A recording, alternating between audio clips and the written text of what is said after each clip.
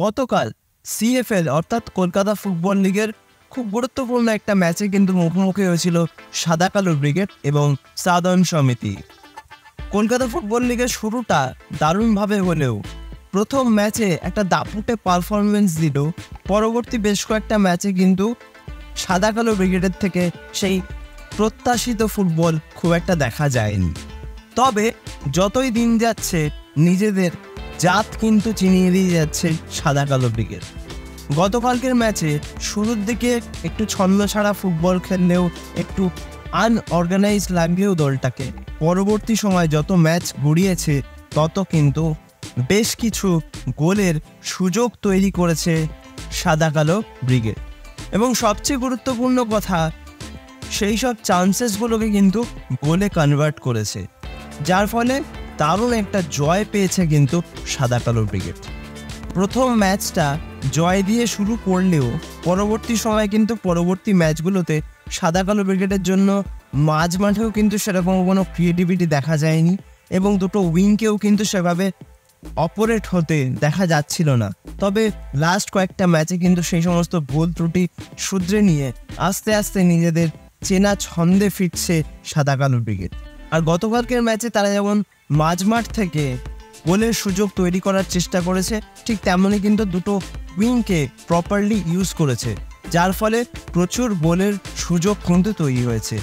এবং বিগত বেশ কয়েকটা ম্যাচ ধরে কিন্তু দলটাকে ওয়েল অর্গানাইজড লাগছে। তাদের নিজেদের মধ্যে বোঝাপড়া কিন্তু ভালো রকমভাবে তৈরি হয়ে গেছে, সেটা অনেক ক্ষেত্রে বোঝা যাচ্ছে।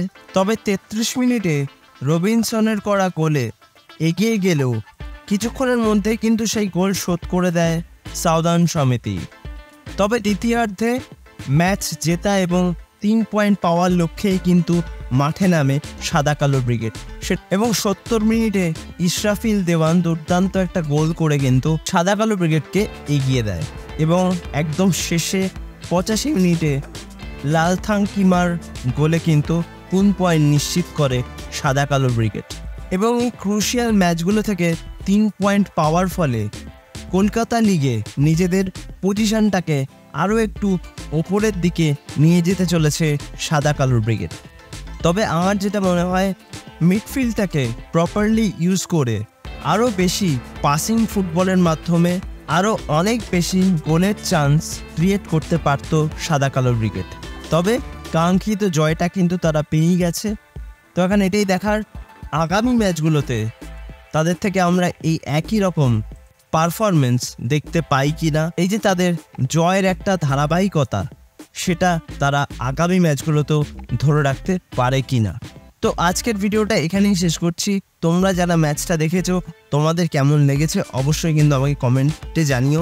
আর ভিডিওটা ভালো লাগলে লাইক, কমেন্ট, শেয়ার এবং সাবস্ক্রাইব করতে কিন্তু একদমই ভুলো না। সাবস্ক্রাইব করে দিয়ে পাশের বেল অপশনটা প্রেস করে অবশ্যই কিন্তু অল অপশনটা প্রেস করে রাখবে, যাতে সমস্ত রকম নতুন ভিডিও নোটিফিকেশন তোমরা সবার আগে পেয়ে যাও যখনই আমি কোনো নতুন ভিডিও পোস্ট করব। তো আজকের মতন ভিডিওটা এখানেই শেষ করছি।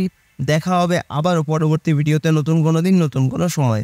তোমরা ভালো থেকো, সুস্থ থেকো।